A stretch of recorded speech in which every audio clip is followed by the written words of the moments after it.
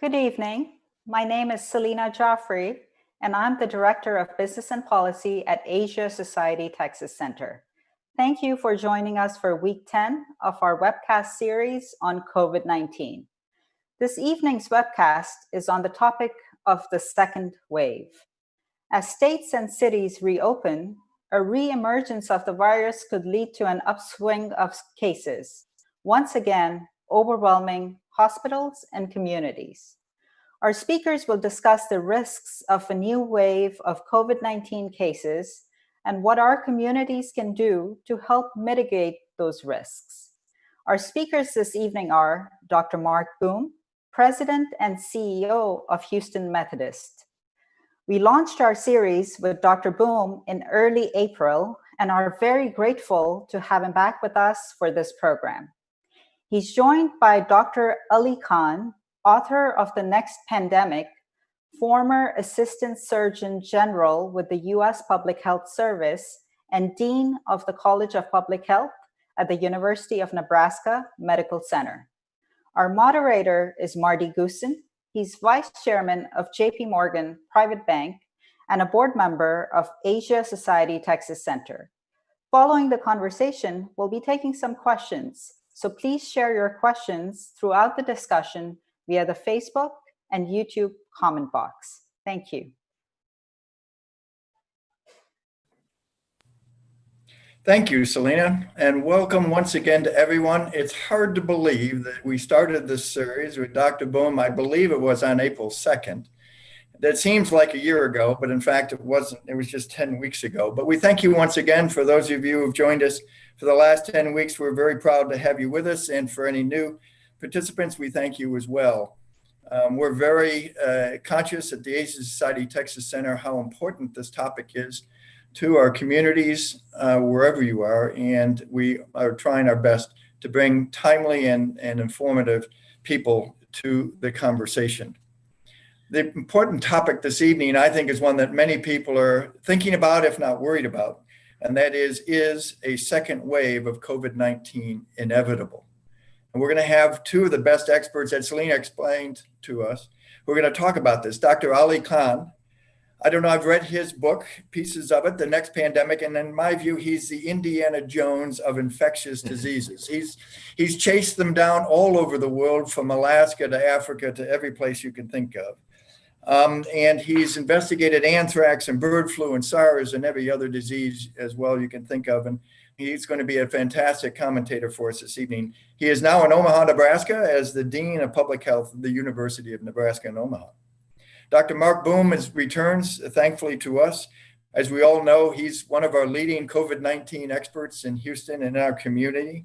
He's giving best practices and thoughtful advice to our politicians, to our community leaders, and of course, to all of our citizens. Mark has been one of the great voices for reasonable approaches to this challenge, and we are very aware that people listen to his voice every day. Of course, he leads one of the leading hospital systems as well in our community. So tonight we're going to discuss three topics. The first will be, and our experts will take us through this, where are we today? What is the exact situation? And we're going to get both a global view and a local view. Then we're going to go into the topic, is the second wave inevitable? And I think with this type of expert panel, I don't want to avoid the topic, will there be what it will be the next pandemic? That is another $64,000 question. But let's start with where we are today. Dr. Khan, could you start us? I know you brought some slides to share with us. Is how do we survive the first wave of COVID-19? So where are we today? So it's hard to imagine that essentially today's the 4th of June. So 5 months ago, we didn't know this disease existed. So 5 months ago was when this disease was first announced to the world. Well, not COVID-19, but essentially a novel respiratory illness out of China from Wuhan. And in that interval, we have infected over 6.5 million people worldwide. Over 380,000 people have died, and the disease has spread to 188 countries. What has happened is, what we have seen is, despite this being a pandemic, this is really a series of phases and a series of epidemics in individual countries and within individual countries, there are multiple, sometimes hundreds of individual outbreaks within a country. And I'll explain that a little bit more to you as you think about, even within your own great state of Texas. For those who are listening in from Texas, the disease is not the same in the whole state. So the disease started in Asia, moved to Europe, moved into the United States, and then from there moved into South America and Africa, which is now the last phase of this illness. Those countries at the beginning phase of the outbreak showed an excellent, robust public health response, and they had very few cases, very few deaths, and were able to truly flatten the curve. And what you see in front of you is a lovely example of flattening the curve in these Asian and Oceanic countries. Let's now transition to, after this phase came the European phase. Now, the European phase, they essentially did the exact same thing. I won't show you that data, but Germany here is a good example. I could show you Italy and Spain and others. Same thing, outbreak. And then within about 6 to 8 weeks, they were very successful in dropping their cases down to very low levels. What the United States has been unable to do is manage their outbreak. So you will see here that the United States, we peaked back in about March or so at 35,000 cases. And almost 8 weeks later, we still are having 20,000 cases a day in the United States. So this is the first wave. So I tell people we're still surfing the first wave before you ask me about the second wave. So we in the United States have, not only did we have an ineffective initial response, we continue to be able to fail on a containment strategy to get these 20,000 cases down. And even if you assume a 1% case fatality, essentially we are minting 200 death certificates every day in America for these 200,000 people. And I also want to show you Brazil because they're the next phase. So Brazil, you'll see cases going up in Brazil because that's the next phase of the outbreak. Here's the United States. And this used to be a fun graph to show people of where cases are coming and decreasing and increasing. But the bottom line is it's this every week when I look at this, it moves around. It's in the South, it's in the West, it's in the Northwest. But it doesn't really matter because we still have 20,000 cases every day. So it's sort of hopscotching is the best word I can give you. Hopscotching its way across America right now on any given day. And you'll see Texas is lovely in terms of greater than 50% increase in cases over the last week. And North Carolina is another big hotspot. For those of you who love data, this shows you from a data standpoint of what we're seeing in terms of here is the daily cases, static number of 20,000 cases. And from the data standpoint, nowadays I can talk about, actually this outbreak has really been good for epidemiologists because when I talk about basic reproductive rates, people go, oh, we know what you're talking about. So the basic reproductive rate in America is 1, which means essentially you have the same number of cases today as tomorrow. So we've been unable to get that number below 1. So where are we? Let me end with this slide. So today in America, and I'll talk about, my last sentence will be about the second phase. We are unable to control our current outbreak, and Americans continue at risk. So here's, given that approximately one individual will cause 2 to 3 additional cases, we need, for herd immunity, you need about 60 to 70 people infected in America. So at best, in New York City, maybe you have 20% of people in the hot spot infected, but at best across the US, we've probably infected 5 to 7% of people. So today, 90% of Americans are uninfected, so which means they're susceptible to disease. So we have ongoing cases in America, and 90% of Americans are susceptible. And so that's how I answer that question, is there going to be a second wave? And I say it's inevitable, not necessarily in terms of whether it's a wave or a spike or however you want to frame it, but unless we get this outbreak contained, we will continue to see cases in America. And I'll turn the screen back to you. Thank you, Dr. Khan. That was sobering indeed. And, as you have said, and I've heard you say this, that a pandemic like this is more like a mountain range than like, let's say, the Himalayas, than like a single mountain like Mount Everest. And so what we have to consider is, as you're suggesting, a series of mountains across the Himalayas as opposed to a single mountain, which maybe by country they get to a mountain, but on a global basis, we know that there are many, many peaks that have gone on. Mark, Dr. Boom, I would love to have you then bring us up to date on what's happening more locally here in Texas and in Houston specifically. Sure, happy to, Marty. Thanks for pulling up my slides. If you'll go to the first slide.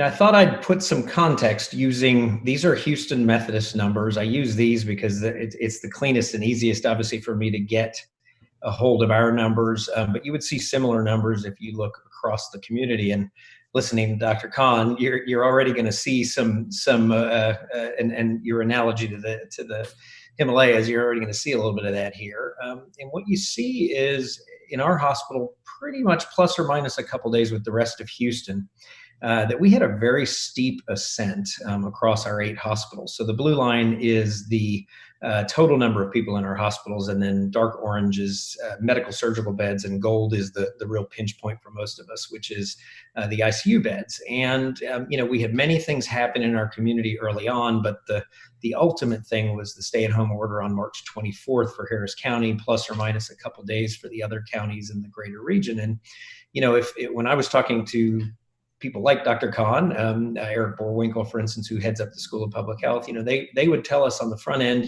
we'll know in a couple of weeks whether these activities helped or not. And sure enough, 18 days later at Houston Methodist, 17 to 20 days, I'd say, for the rest of the data around Houston, we saw what was ultimately a pretty sharp peak. And you can see it's come down, and it came down not nearly as quickly as it went up, but it very stubbornly plateaued at about half of where it stayed. And so, like Dr. Khan talked about and showed, we were not successful in our community, certainly at our institution as a result of the actions in our community, to really take this down and complete the peak. And for the better part of May, we stayed pretty steady, and we would run anywhere from 85 to 100 patients in a bed. But what you see is over the last few days, in particular, it's really started going back up. It's been creeping up for a few days before that as well.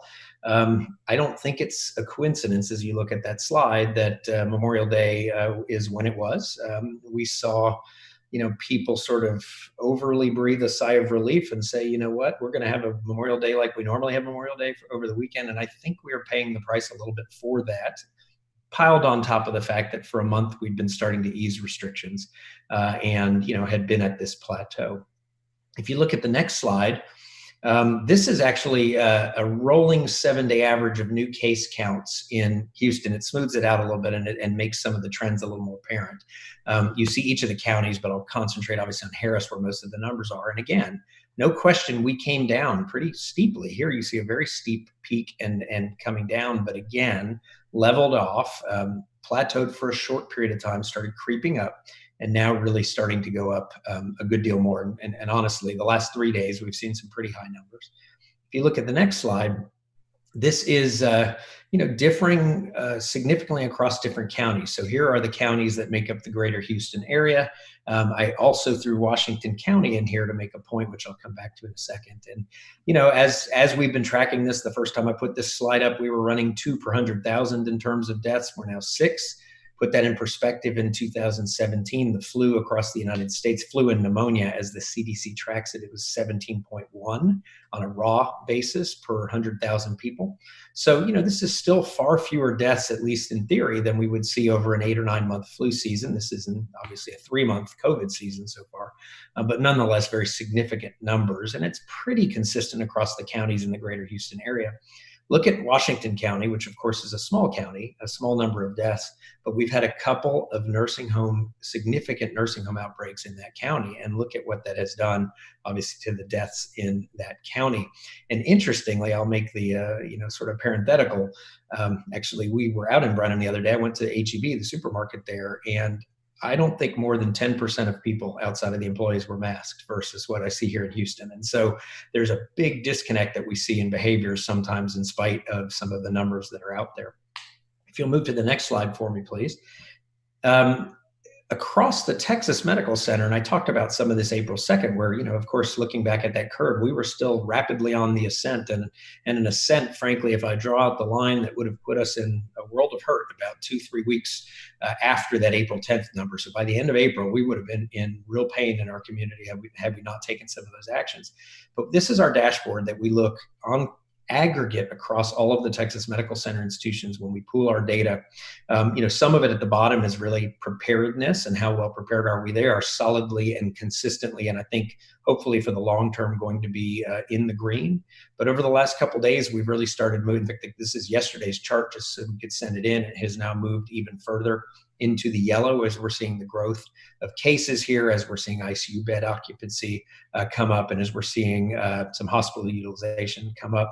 I commend you to the tmc.edu site. They publish this every single day across all of our institutions, and you can see a whole series of slides. I'm going to show you 2 more. The next slide is the daily new cases. This is not smoothed by a 7-day average. This is literally every day, and so you see the weekend effects and others.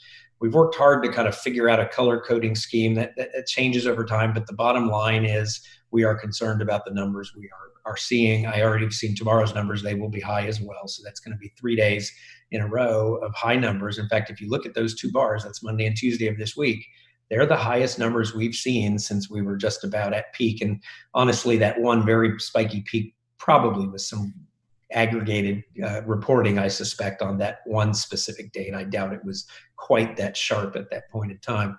And then if you move to the next slide, you'll see that this is now resulting in new hospitalizations. And so this is the number of admissions per day to the hospitals. You can see that came down, it plateaued, and now it is most clearly coming up, particularly over the last 10 days or so. We're worried increasing in rate as well. So in other words, growing more quickly. When I look at our data, when I look at every single institution's data, it's very consistent. Probably about the only institution that hasn't quite followed this trend, which is troubling, is Harris Health. Harris Health, of course, is our county safety net hospital. They never had a peak. They have just grown and grown and grown. So as we've seen some of the socioeconomic disparities and some of the social determinants of health and underprivileged populations really being impacted more heavily across our city, that's had an impact there as well. And we've got a lot of concern about that. All of our bed occupancy is up. You saw mine and ours. So we are somewhat concerned about where things are going. And with that, I think I will wrap things up. Thank you, gentlemen, both of you. Again, a sobering estimation of where we are today. I'm going to divert a little bit. So I have to ask the question, how do we re-engage our population back to the level of attention to this issue that was there in early April and early May? We have so many things going on in our community. What is it that you as professionals in the medical field can help do? Events like this, but we had a very large audience here that is going to be well educated, but what do we do with the rest of the community? How do we educate them to get back into that social responsibility that we had them doing several weeks ago? Ali, why don't you go ahead? I've essentially taken off the gloves over the last couple of weeks as I've watched our inability to get to a containment strategy here in the United States, while essentially every other country that has been in a phase ahead of us has figured it out, right? And I think it has to go to helping people understand that everybody has a responsibility in this pandemic. And there's clearly our personal responsibility, which is that if we go out, please wear a mask, right? Social distance, hand hygiene, so that's our personal responsibility. But I think what has happened is that we have forgotten, and it's time for us as citizens to hold our government responsible for their role, right? This is not influenza, right? This is a SARS coronavirus. We can get to 3 or 4 cases a day in our communities. And this is a function of a failed public health system in every state in America right now. And I think it's time for Americans to demand that their elected leaders get this disease down in their communities. Otherwise, I have a 93-year-old mom, godmom. I don't let her out here in Omaha because, we have over 200 cases per million per day here in Omaha. I'm not going to let her go to the store with that much community transmission. I'm probably not the only one on this call who know or are vulnerable individuals to this disease. And I think it's time for our government to get us the same degree of public health that so many other countries have worldwide to allow them to contain this outbreak. So Mark, you're involved in so many of the local committees. As you noted, you're going to be meeting with all the leaders of the medical and political infrastructure tomorrow morning. What's the message? Yeah, thank you. We're all concerned. This has been a major topic of communication and discussion across the Texas Medical Center. I couldn't agree more that we have not gotten to the place that other countries have been able to get to. I will start with saying our political environment, the division in our country, and goodness knows we're seeing that right now, obviously. But take that aside, and just the general political division, the last month of conversation that really saw both parties stake out their ground on either end of the issue and fight about those issues, many of which are not public policy issues, but rather issues of medicine, issues of science, issues of public health. Those aren't political issues. Those are science issues. Those are public health issues, and we need to take them seriously. And I think what's happened is the public in general is fed up, but the public in general also is confused. If you look at data, they are telling us they don't know what to believe from the press. They don't know what to believe from their politicians. The two most trusted groups are healthcare providers, physicians, nurses, hospitals, and their employers, which that's the good news. We got to figure out how to get that communicated. But what we've seen is there's a chunk of the population, and I mentioned that in terms of different communities even being different, but here within Houston, who are all over the map in terms of their behaviors. So we got through a month of May where, we can debate whether it was too early and all those kinds of things. But the fact of the matter is, slow easing of things happened across the community without a major uptick. It wasn't going down, let me be clear, but we weren't having a major uptick. We're now having a major uptick right when you would think you would see it after a pretty lackadaisical kind of Memorial Day weekend. And I think we're paying the price for general public behavior that has happened and has changed. And we need to take this much more seriously, or I think we all are going to truly regret it. I have parents who are slightly younger than that, but I can tell, and in-laws as well, I can tell you they've barely been out during this time, and that will continue. If I can extend Dr. Boom's really excellent comments. So essentially, Dr. Boom and his ilk have rescued us during this outbreak, right? The reason this outbreak has been so significant is because it put great pressure on healthcare systems with the surge of cases we saw, for example, in the New York area, and potentially surges we could see elsewhere in the US. As I said, 90% of our country is susceptible. So thanks to the improved healthcare preparedness that we've seen essentially real time over the last 4 or 5 months, including at the Texas Medical Center, we are in a better position. So what we've been telling people is actually you can go out because at least the healthcare system will now be able to protect you. But there's more to that than the healthcare system being able to take care of us if we become sick or need to go to the ICU. It's primary prevention, which is obviously my passion and Dr. Boom's passion. We'd rather people not get sick, and to continue to remind people they not get sick. And if I can riff off one other point of Dr. Boom's, it's about this social justice issue. If you look at currently who's infected in America, approximately a third of the people who are infected were in long-term care facilities, right? And a significant proportion of people who are infected happen to be under-resourced communities. And I don't think some of our lackadaisical, if I may use your term, approach may not be a function of the fact that, unfortunately, despite being a pandemic here in the US, it really does target these under-resourced and often marginalized communities. Yeah, and those are the people with the weaker voices in the community, broadly speaking. If it wasn't for people in the public health system, they would have no voice, I would think. And that's a real shame. What we're really talking about here, though, is not a second wave now. We're actually talking about a second peak in the first wave, aren't we? Yeah, I would agree. We still have this first on, as I said, we peaked at 35,000 8 weeks ago. We're still at 20,000 every day. And it's hopscotching. So it's like the Himalayas or whatever, just going to different parts of the community because 90% of Americans are susceptible. So it's just sort of hopscotching its way across America because we're unable to get it contained. So until we do get it contained, there continues to be the possibility that on this 20,000, we could get another surge of another, 20 to 30,000 cases on top of this 20,000. Yeah, that's the worry. I mean, if you look at that curve I showed for Houston Methodist, which would be similar to our community, very early on, it was moving very steeply, but think about Houston on March 24th, when our county leader and our city leader, shut things down. We had one case of known community spread. We had multiple cases, many cases of travelers to Egypt and all those kinds of things. We had one. Clearly, we had many more than that, don't get me wrong, but we had seen one. They acted very promptly, and yet we had that period of time going very steeply before we bent this.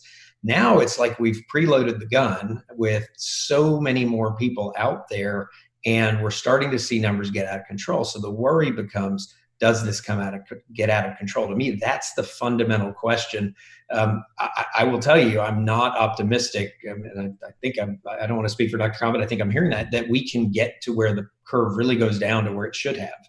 I think the horse is out of that barn. I can't see some of the decisions getting made politically to truly do some of the things that would need to happen with that. So then the question is, can we find some sort of uneasy level of truce with this virus, maybe growing gradually with easing of restrictions? For a month there, it was looking, at least cautiously optimistic. I'm a lot less optimistic now, a few days into June than I was before that we can pull that off. And we're all worried that we see a bigger peak, and that bigger peak's even higher. So let's for a second be a little positive and say, okay, maybe let's get this first wave under control. The concept of a second wave, and Mark, you brought this up to me in the past, of the last 7 or 8 epidemics in the last 300 years, influenza epidemics of this nature, you said 7 of them had a second wave. What is a second wave? When everybody's talking about it, and they're talking about it happening in the fall, they're not about talking about it happening next week. So what are they thinking about? What are you concerned about this second wave? So I'll speak briefly, but then I'm going to let the real experts speak. But we were founded in 1919, Houston Methodist, in part because of the Spanish flu pandemic. And if you look at that, in the spring of 18, it had its first wave. It was pretty significant. It kind of went away during the summer, and it came back with a vengeance in the fall of 18 rather, and then went on through 19. I mean, that's what we're talking about. Now, the concept of a second wave like that doesn't really happen if we never really get the first wave down. So, but there's a lot of reason, I think, to believe that, as we put schools back in place, as the weather cools down, as people are indoors more, that there's lots of reasons to think that this virus could spread more. But frankly, we've never seen, all of that I just mentioned is about the flu. It's not about coronavirus or SARS-CoV-2. We've never seen this. We just truly don't know. Dr. Khan, do you have a view? How would you define a second wave under the way people are talking about it today? I'll extend those set of conversations. So one is, I actually am optimistic. So for all the problems in America, I never bet against America. That's a fool's bet. Okay, we will get this contained, right? I spent 25 years at CDC. CDC will get its act together. As will our state and local health departments. I've noticed the last couple of days we're testing over 400,000 people a day. So testing is improving. We will get a contact strategy. We will start finding cases, isolating them early. We will figure out contact tracing in America, even though we invented a lot of contact tracing for other countries. So we will figure this out. We will get cases down in America. So I'm optimistic we are going to make that happen. And if we don't make that happen, yes, there is endemic disease, or there's reimportation from other countries. then yes, there's always a potential that we will get a rebound in cases if we don't maintain strong public health infrastructure. But, places like China now have 0 cases. They will not get a next wave. Now the second wave concept has been based on, unfortunately, an erroneous idea, which has put us this place in our response, which is the original assumption back in January that this was flu. This is not flu. This is Ebola.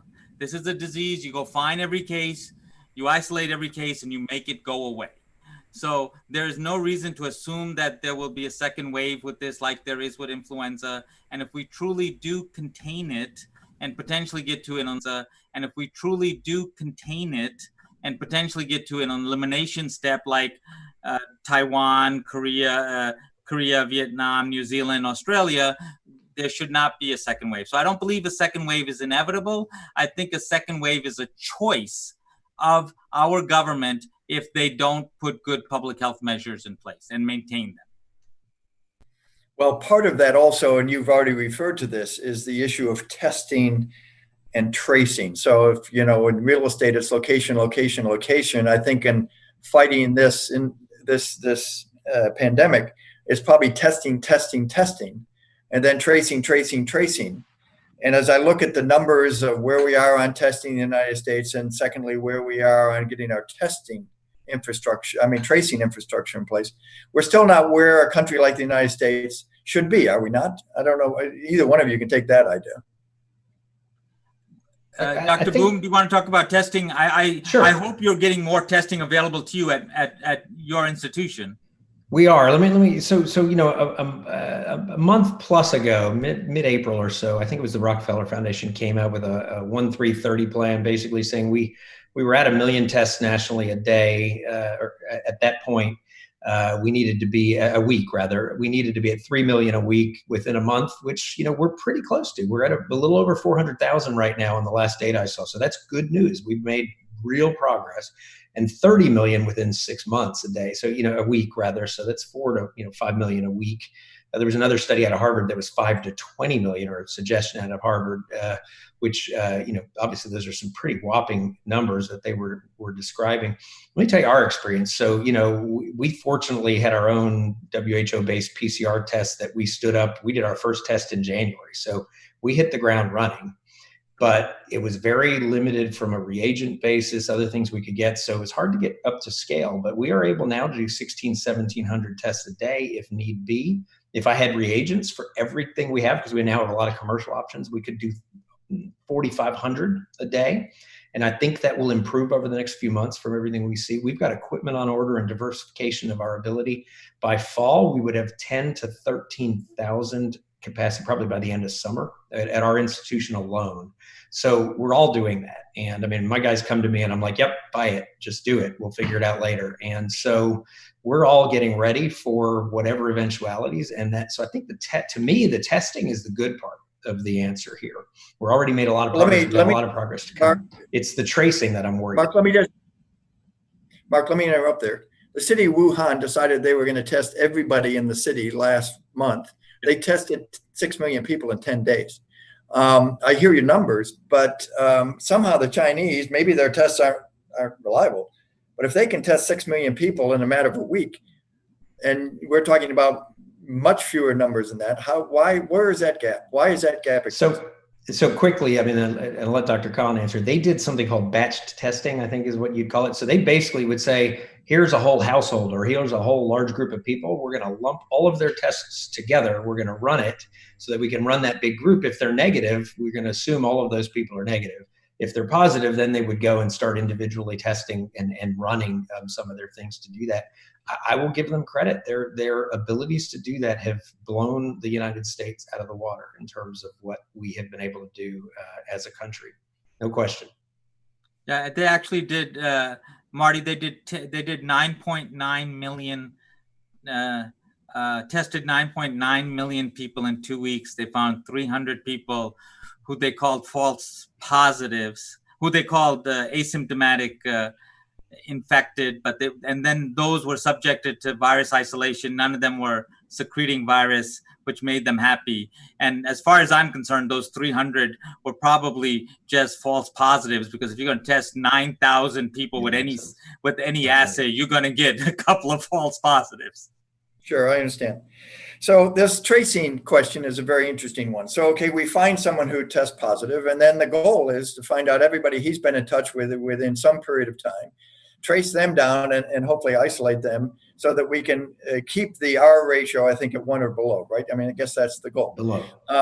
So I read an article that said the NHS in the UK has gone full bore into tracing.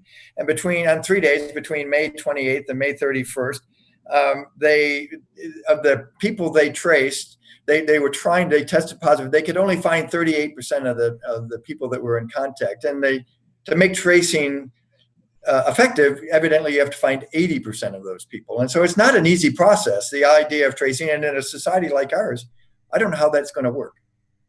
Any thoughts on that, Dr. Khan? Do you have any views on the tracing end of this equation? Yeah, I do, which is if the Chinese can do it, the Vietnamese can do it, so can we do it. I mean, so no excuses on this at all. I mean, if you think about the DIS experts, disease investigation specialist experts who followed up people with syphilis and gonorrhea, the only history they would have is, I got infected by Joe on a bar on the corner of 30th and 7th. And, the DIS expert would have to go try to find Joe on the corner of 30th and 7th at 3 a.m. in the morning, and they did it. So we know how to do this. So no excuses here on how hard it is. Plus the science helps you. So we know 70% of cases come within households and close contacts who took care of you. So those are the ones you really want to find. So the science also helps you in doing this. Plus, we have the data that says we know it works, right? This is how Japan just quelled their recent outbreak. So we have lots of data. We already know it works. Anybody who says how hard it is just making excuses for not wanting to do the work. Mark, we actually got a question from the audience, which is an interesting one, and I should have thought of this. What are the limitations on getting more reagents? Who makes them? Are they made overseas? Are they not here? Or is it our industry is just slow on putting them into production? No, it's just like so many of the things that have happened during this pandemic is that, unlike most disasters where you can source things to a hard hit area, everybody's hard hit at the same time. Everybody's going after the same limited resources. It's literally just a matter of production ramping up. It's gotten a lot better. So for example, when we bring new equipment in, it usually comes with 1,000 or 2,000 per test per day guarantee of the things we need. So it's going to ramp up. I mean, assuming things come in on the schedule they have said they are coming in, we will ramp up really quickly over the next couple of months. So there's been a very concerted effort to get there. But let me come back to the contact tracing really quickly, because the challenge there, and I wholeheartedly agree with Dr. Khan, but our public health system across the United States has failed on that, frankly. And well-meaning people, underfunded, under-organized, every county having its own systems, difficult handoffs, et cetera, et cetera. In Houston, we have 300 new contact tracers at the county level, 300 new contact tracers at the city level. That's great news. The problem is the analysis says we probably need 2,000 or more. I was thinking the same thing in the back of my mind. So, the governor pushed to get 4,000 across the state, which is great, but the numbers say you need 8,800 or 9,000. So we're on the way, but we don't have the numbers we need to truly do the tracing and quarantining and isolation and everything else that has to happen to put a lid on this. And I couldn't agree more with Dr. Khan that that's critical. So the solution has to be at the front end. It has to be stopping cases altogether, as opposed to just and by having people be socially responsible, wear their masks, wash their hands, and stay at home. Yeah, and we need to overinvest in that contact tracing. And what I'd like to see is a bunch of those people we hire twiddling thumbs and we wasted our money on them because we overshot. Because then we're done with this, we're over this, we're done, and economically we can recover fully, not just the sort of easing out that we are doing today. It would be worth every bit of the investment. I think we need to be a lot more aggressive. The obvious next question is vaccines. Evidently, there are 124 vaccines in some stage of development, 10 of which are already in human testing. I listened to Dr. Peter Hotez the other day speak, and he says the first time we could potentially get a effective vaccine would be in the third quarter of 2021. And even that would be the fastest we've ever come up with a vaccine for a disease like this in history. So where are we in vaccinations, finding vaccinations? Who's going to pay for it eventually when they get it? Will we have enough vaccines to cure the whole country? How do we think about vaccines? Mark, why don't you start? Sure. And actually I was the AAMC, which is all the medical colleges today, had a call for CEOs with Tony Fauci for about half an hour. And so there were about 80 or 90 of us on that call with him. Now, he would disagree with Dr. Hotez. He's more optimistic than that. He really felt like in the fall of 2020, we might have the opportunity to be in large scale phase 3 clinical trials. So that's where you're really looking at large populations of people looking for safety, but also then some efficacy, et cetera, i.e. healthcare workers, for example. And he felt like we could get into the first half of 2021.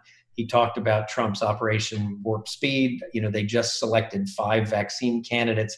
They are pumping money into those and billions of dollars into those. They are putting kind of concurrent manufacturing capacity online, kind of the philosophy I said around the tracers, which is, we'll be happy to waste some money on that if that means that one of them is going to be successful and we can drive forward with production. So I don't know, but that's what I heard from Dr. Fauci. There's the 5 candidates they've looked at. There's certainly 2 or 3 that have had some pretty promising early results. Moderna has been sort of the first one in line for that, but people are making antibodies. The antibodies in the people they first tested are neutralizing the virus. When they look at that, that's good news.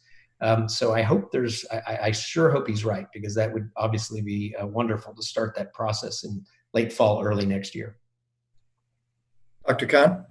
So money isn't an issue, and who's going to pay for it isn't an issue, and is there going to be enough isn't going to be an issue once we have adequate candidates, right? So I don't think any of that is going to be an issue, and even scale up may not be that much of an issue because of the commitment by the president and others to make sure that we probably have hundreds of millions of doses of these vaccines potentially available, assuming that they're going to work until we know they are going to work. I think the bigger issue is it going to work? And I think that's a gigantic gamble. I have been waiting for over 30, I have been waiting 18 months for 30 years for the HIV vaccine to show up, right? There's been no HIV vaccine yet. Also, one of the unfortunate things with the coronavirus vaccine, which we already saw with the original SARS coronavirus 1, which mimics what we see with dengue, is that you get immune enhancement with this disease. So it's possible I vaccinate you with this vaccine, and then you get the disease and you get sicker than you would have been without the vaccine. And so we do know that happens experimentally. We know that happens with some of the early candidates for SARS-1. So that's a difficult issue with this that has prevented us from ever having a good dengue vaccine. So I don't think this is a slam dunk that we will have a vaccine. So I think that's a bigger question to me than will we have it within first quarter, third quarter, or whatever quarter. I think we need to finish answering the question is, will we have an effective vaccine? And only time will tell if we have an effective vaccine. Yeah, I think there's some reasons for some cautious optimism. Couldn't agree more with that statement. But we know in macaque monkeys that if they get the virus and then we challenge them with the virus, they don't, at the very least, they don't get very sick with the second round of it.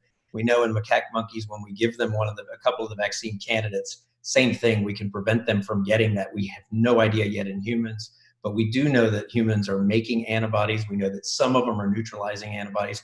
We know in the large series of convalescent plasma studies, and I can tell you personally with our own data, the people who are 3-4 weeks out in infection and then we test their antibody levels, they're significant, and they are virus neutralizing antibodies. So that is a good thing. We have no clue how long those last. We have no clue, if a vaccination will truly be effective, but there's some at least signs that are cause for optimism. I'm an optimistic guy. But we just don't know, but at least there's some cause for optimism early on. One of the things when I was listening to Dr. Hotez, one of the things I was unaware of is that there's a relatively sizable group of anti-vaccination people in our country, and he's worried that that could be one of the stumbling blocks, particularly among young people, children. And the questions come along here: if there is a vaccine, is the government going to be strong enough to make sure that children get this vaccination, is not just adults? And because of this anti-vaccine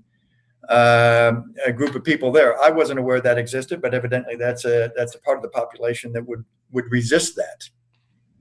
Yeah, Marty, that's you know my wife Julie. That's actually her entire field of work is vaccine advocacy and dealing with vaccine hesitancy and playing whack-a-mole really with all the crazy stuff that's out there. It's kind of one of those tragedies of modern science is the lack of trust the population has in so many vaccines based on a lot of really horrible data. And I mean, it's a long, sordid story of how we got there. There are some surveys of how many Americans would say, yeah, I'll take the vaccine if we have a SARS-CoV-2 vaccine. You would think it'd be like everybody, yes, please, let's get out. It's something around 55 or 60%. I've seen a couple different studies. So, we're not even saying having enough people out there to get to herd immunity levels right now who are saying they would take it. Now, hopefully we can educate and push that and get there. Yes, well, it was an interesting comment that I'd never actually focused on myself. So we've got less than 15 minutes left. I do want to go to Dr. Khan quickly, because in your book, The Next Pandemic, which you wrote in 2016, by the way, Dr. Khan, so you're very prescient in your thinking about this. You quoted Louis Pasteur when you said, "Gentlemen, it is the microbes who will have the last word." Do you actually believe that? No, we're smarter than I may be one of the few people who believe that collectively microbes are intelligent, but we're smarter than microbes. As I said, we'll figure this out, and we will get to eventually zero cases, either through good public health or through good medical science with a vaccine or good therapeutics. So I think we'll win this battle. But the point about the next pandemic is there will be another battle. And this was pretty horrific on the healthcare system, but this was nothing like a 1918 influenza pandemic that established your institution, right? That was 750,000 deaths, right? And here in the U.S., as horrific as it's been 100,000 deaths, right? That's many-fold less with a population that's many-fold higher. So this would count as a minor outbreak in the big picture. And that was 750,000 deaths in the United States, 30 to 50 million in the world, evidently. Right. A number that's the gap they have, because they don't really know exactly how many people did die of the Spanish flu. Right. In any case, we have so many questions coming in here. Let me ask the first one, because I think it's relevant, Mark, to your numbers that you just showed. Based on the current data, this is from Jeff, July 4th, a month away. What are the modelings forecasting? I mean, summer is when people want to be outside. People, we lock people down during the spring, and of course we had a wonderful spring here in Houston. But the summer, people aren't going to want to get locked down, and we can cancel July 4th celebrations, but that doesn't mean people aren't going to celebrate July 4th. So the question that Jeff brings to us is the modeling suggesting, particularly on the numbers we're seeing in Texas or maybe nationally, that this idea of a second peak in the first wave could become a reality. Dr. Khan, you want me to take that? Again, go ahead, Dr. Khan. I don't think these are mutually exclusive. Yeah. Support your public health department, right? Give them the resources to hire the contact tracers, hire the epidemiologists, get your community transmission low, and then make sure you take your own personal responsibility around masks and hygiene and social distancing. I don't think this is an either-or conversation. And I think we get lost when we frame it as an either-or. So help your state and local health department and take your own set of precautions. Amen. Okay, we'll leave that. So we have a unique series of events that have gone on for the last 9 or 10 days. And this is related to the same question, Dr. Khan. And on next week, this Tuesday, we had a rally for George Floyd. Next week, we're going to have a funeral here. Very reasonable that people are in the streets expressing their concerns about the situation in the United States. A completely different issue for sure, but one that has brought people into the streets all over the country. I guess along Dr. Khan's view, it's inevitable that there will be a spike or at least a growth in cases as a result of that lack of, I mean, you could wear, you just have to watch TV to know not everybody's wearing a mask in these rallies. Correct. Nor is there a whole lot of social distancing. Again, I would recommend vulnerable populations stay as far away from these events as possible. But I think these events are important, and COVID-19 is just another example of where these vulnerable where these under-resourced minorities pay a bigger price than other people with these health inequities. And locally, Mark, any thoughts on that? I mean, I think that's the reality, right? Yeah, it's the reality. I mean, look, we as leaders in the Texas Medical Center all chose to really stay silent about, when I say stay silent, I mean about cautioning against demonstrating anything, because, you know, the social injustices that are out there, the social determinants of health, the disparities that are out there, those are public health issues too. People are dying every day because of those issues. So we acknowledged, recognized, and respected the need to be out there protesting. You know, we urged obviously masks and distancing and things like that, but the reality is we will see many more demonstrations over the next week, and I think we just have to prepare for that. We have to educate as best as we can. Obviously, now, you know, when you look at those demonstrations, they're a rainbow. I mean, it is not just underprivileged populations. It's not just people of certain skin colors. It's everybody who's outraged and demonstrating there. But, you know, I will tell you, in Houston, take the Black African-American population. I'll tell you our numbers. 33% of the people admitted to our hospital are African-American. 20%-ish is the number in the community. So there is significant disparity there just by race. Now, the good news is we have experienced actually a lower death rate in that population, not even an equivalent one, which is really reassuring. Oxner in New Orleans just published a study where they had equivalent across races. So in spite of disparities in admissions and people getting disease and being sick enough to be in the hospital, they were not seeing higher deaths, which has been reported elsewhere. I'm hoping we at least continue to see those kinds of data. It's certainly been our experience. Molly made a comment to us, and it's not an unreasonable one. If everybody was made aware of the increases you've seen recently and the risks that we have through events that we're experiencing right now, and of course things like July 4th, if somehow we could get that data on TV, if we could get somehow a much more public commentary, because I think there is a lot of confusion. I mean, there are numbers around this. There are these models that projected that we would have 1 million deaths and other things, and I think people are numb to the actual the factors that they should be watching. How do we get more public awareness? I understand Dr. Khan saying support your health system, but also I think we need to get the news out more solidly somehow into the community. Mark, I'm thinking about you and what you would be recommending to the group you're going to meet with tomorrow about how we could do that locally. Yeah, we have a Tuesday, Friday Texas Medical Center CEO call. So, and we had a flurry of emails we've been sharing over the last 24 hours. That will be our main topic of conversation tomorrow. Is, you know, how loudly and how most effectively are we ringing the bell? We're not at a point where we're ringing the bell saying, you know, we're in a world of hurt right now. You know, we're at a point where we need to ring the bell to get behaviors to change back to the way they are. And so we're trying to sort out how to do that. That will most certainly happen tomorrow.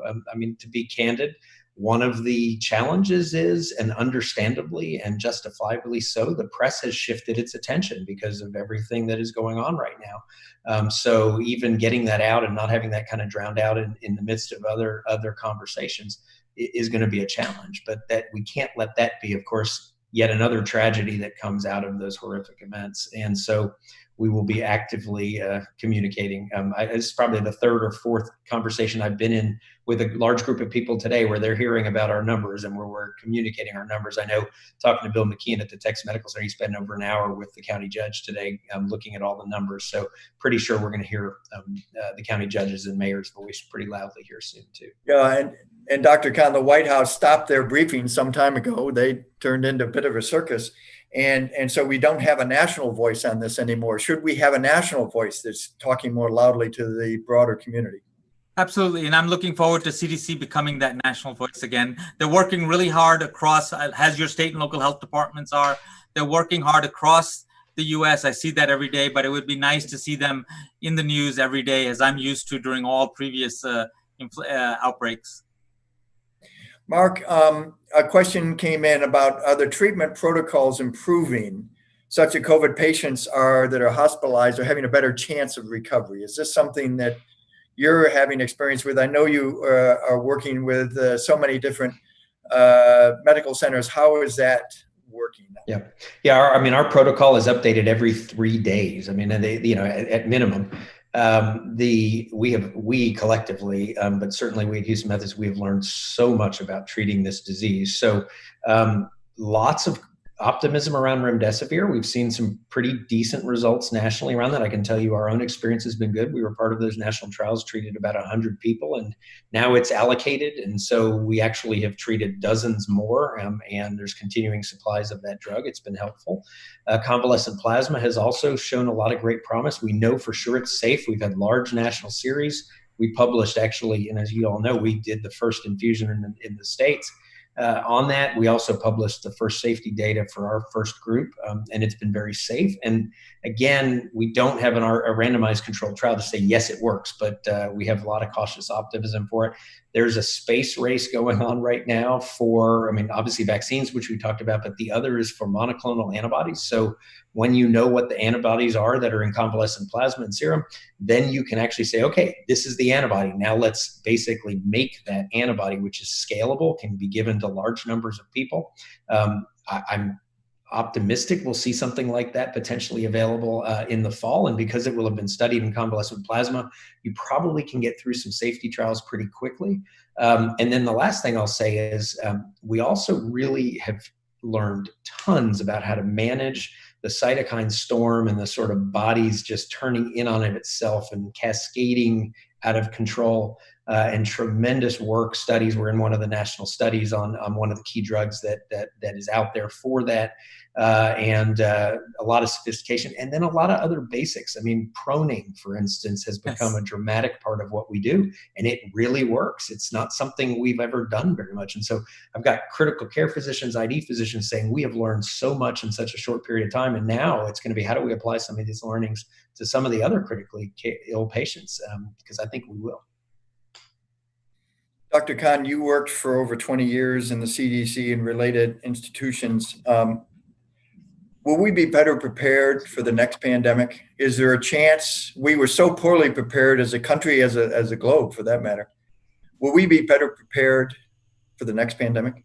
Oh, we'll absolutely be better prepared for the next pandemic from various aspects. I hope in the future we will never again underfund public health at the national, state, and local level. And hopefully people have now understood why it's important to make sure we have strong public health systems.